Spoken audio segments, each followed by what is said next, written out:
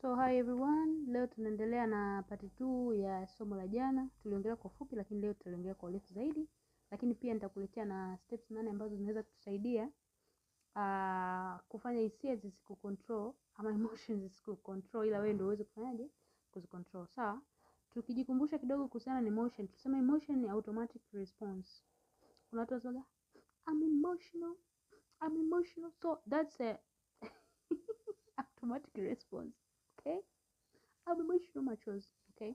But feelings ni experience au ni tafsiri ya emotion. Sawa sawa? Yeah. Na tukumbuke jana tulisema kwamba emotions ni visitors. Ni vitu ambavyo havitakiwi vikae milele na milele. Ni watu ambao wanatakiwa waje na kuondoka. Sawa? Sio watu wa kuwakumbatia milele na milele.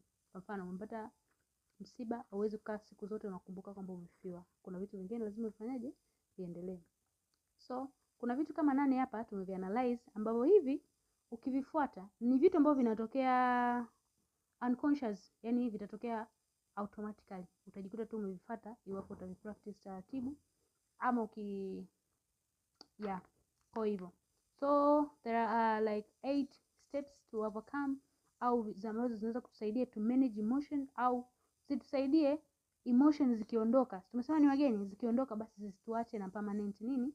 Permanent outcome ambayo inaweza kuja kutuletea madhara sisi wenyewe baadaye. So, the steps are, ya kwanza ukubali hiyo emotion. Kubali. Kama umeachwa, kubali.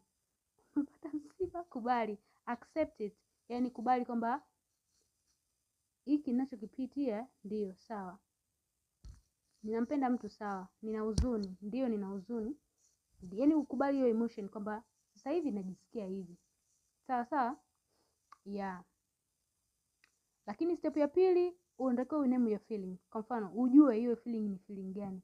Huyo kuna mtu ukimuuliza unajisikiaje, ngombe I don't know how I feel. Yani step number 2, ili uweze kuicontrol emotion lazima ujue unajisikiaje. So name it.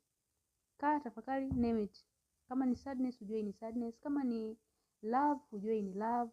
Kama sijui ni hasira, ujue hii ni emotion gani ambayo unaipitia. Hiyo pia itakusaidia kusolve, kwa sababu anasema huwezi kutatua changamoto kabla hujajua nini changamoto, au hujajua changamoto. Yani unaanzaje kutatua changamoto kabla hujajua mzizi wa changamoto, au kabla hata changamoto yenyewe hujui jina lake utawezaje kuitatua? So it is ni ngumu, si ndio?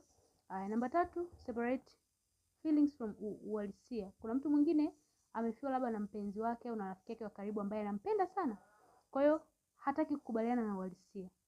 Yani yeye hisia zake zinamwambia kama huyu mtu yupo. Unakuta mtu mwingine hata namba ya simu afute, anaendelea kumpigia, kitu ambacho yani mtu hayupo.